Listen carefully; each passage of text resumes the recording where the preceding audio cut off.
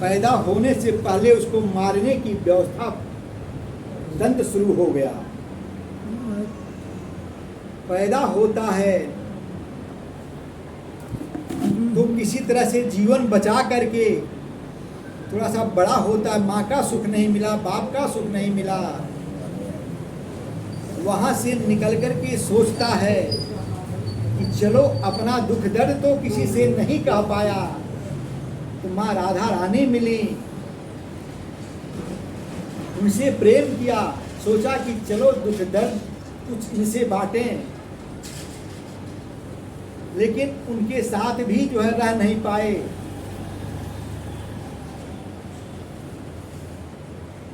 उनके साथ भी ब्याह नहीं हो पाया, जिसके साथ प्रेम किया उसके साथ ब्याह नहीं हुआ, जो माँ जन्म दी उसके साथ नहीं रहे, जिंदगी भर भागते फिरे लोगों के सुख को देने के लिए, लोगों की रक्षा के लिए, जीव की रक्षा के लिए, अत्याचारियों को मारने के लिए लड़ते रहे। और क्या करते रहे, क्या सूत्र दिया उन्होंने, मुरली धारण किया। मुरली का मतलब क्या है, हमेशा प्रसन्नता की बांसुरी बजाते रहे, हमेशा प्रसन्न रहने का एक संकेत दिया कि भाई साहब चाहे जितने भी हम दुख दर्द में रहें, अपनी प्रसन्नता को न गंवाएं।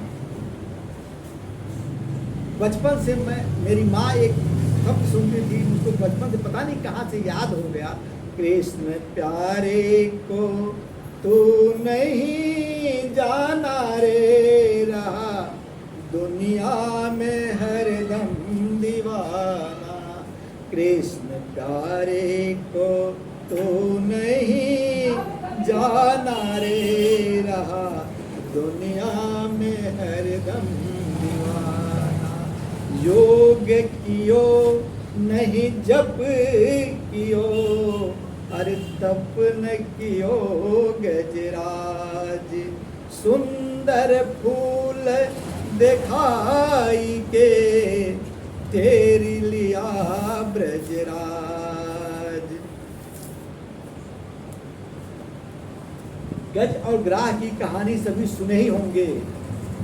जिस समय ग्राह ने गज को पकड़ लिया जलाशय में, 10,000 हाथियों का बल था उसके पास, बड़ा लंबा चौड़ा परिवार था, बड़ा उस पर भरोसा था, सभी साथ छोड़ दिए, अंत में उसकी अपनी शक्ति भी साथ छोड़ दी।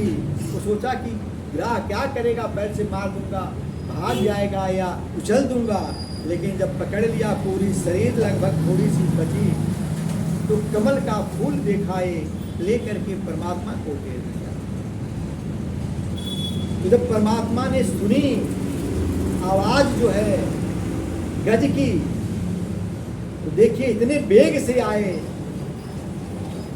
कि हाँ कहत लक्ष्मी सुनी, अथी कहत गजराज, हाथ पकड़ कमला कहे कहाँ जात हो नाथ, हाथ पकड़ कमला कहे कहाँ जात हो नाथ, अरे हाँ कहत लक्ष्मी सुनी। बैकुंठ धाम में हाँ कहते, हाथी कहने मात्र में वो हाँ तो बैकुंठ में आवाज निकला, अथी कहते कहते वो गजराज के पास चले आए।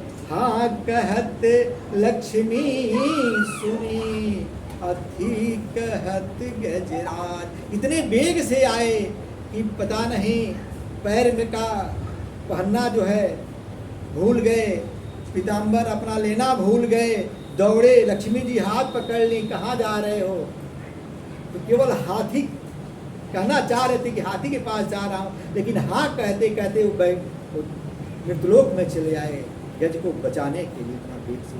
तो परमात्मा को हम जब कहते हैं कि तो लोग कहते हैं कि प्रभु खाते नहीं, सबरी की तरह कोई खिलाता नहीं। लोग कहते हैं कि प्रभु सुनते नहीं, द्रौपदी की तरह कोई बुलाता नहीं।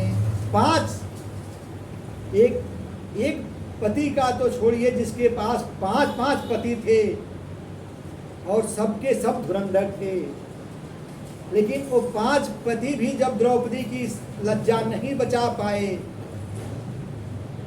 उस जो है सभा में भीष्म पितामह भी बैठे थे, द्रोणाचार्य भी थे, 5 पांडव भी थे, लेकिन नहीं बचा पाए। तो उसने परमात्मा को पुकारा और परमात्मा वहाँ से चले हैं। रुक्मिणी जी ने पूछा कहाँ जा रहे हो? कहे कि मैं आज अपने बहना की लाज बचाने जा रहा हूँ, उसको साड़ी की कमी हो गई है, अगर उसके लिए मैं अपना द्वारिका बेच दूंगा, सारा राजकोष लुटा दूंगा, वो फैक्ट्री को सारा बांट दूंगा कि साड़ी जितनी बने सब आ जाए द्रौपदी के पास, उससे भी नहीं होगा तो मैं अपना पीताम्बर बेच दूंगा लाज बचाने के लिए। परमात्मा आए, है ना। सारी ही किनारी है, किनारी ही किसारी है, पता ही नहीं चला सुशासन को किसारी है। उसने ढेर लगा दिया, थक गया अंत में द्रौपदी की लाज। भाई माई बाप औरतों को सबसे ज़्यादा घमंड रहता है, तो अपने भाई पर, पति से ज़्यादा अपने भाई पर घमंड रहता है। आप रामचरितमानस के सुंदरकांड आप पढ़े हैं। तृणधरि ओट कहत वैदेही, सुमिरी अवध पति परम स्नेही। सीता जी के पास जब रावण आता है मारने के लिए, तो जिस यहाँ बैठी थी वहीं से एक तिनका उठा करके और सामने रख करके रावण को बता दिया कि यह वही तिनका है, मैं भी भूम से हूँ और यह तिनका भी भूम से है, तो यह मेरा भाई है, आप इसकी शक्ति को नहीं जानते। यही तीन जो है भगवान ने ऐसे करके फेंक दिया था, तो इंद्र का नाजायज औलाद तीनों लोक में दौड़ चुका।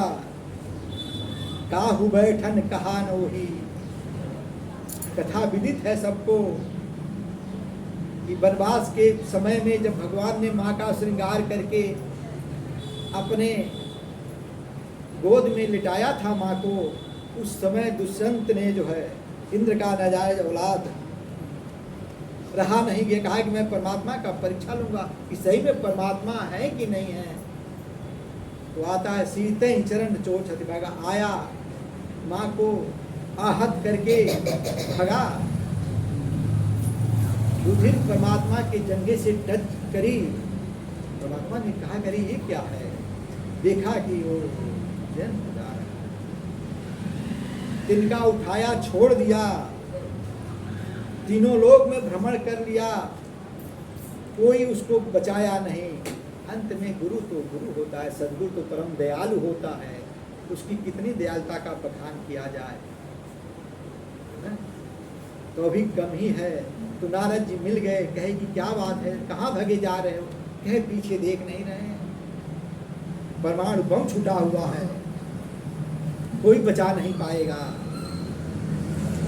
चाहे जितनी भी विदेशी शक्तियाँ लग जाए देश पर, हमारी एंटी देश पर, लेकिन कोई बचा नहीं पाएगा। तो कहा कि अरे जहाँ से चला है उसी की शरण में क्यों नहीं जाते हो? तो अभी आप सबों ने देखा होगा 5 दिन के युद्ध में क्या तहस नहस हो गया, पूरा वहाँ के लोगों को शरण में आना पड़ा, यहाँ भारत की बात करनी पड़ी, है ना। तो नारद ने कहा अरे जहाँ से छूटा है वहीं जाओ, जहाँ समस्या है वहीं समाधान भी है, तुम जाओ, परमात्मा तो परम दयालु हैं, जाओ चरण में गिर जाओ। तो आया परमात्मा के चरणों में बाही बाही करके पड़ गया, रक्षा करो, तो रक्षा करो। तो एक आँख लेकर के जब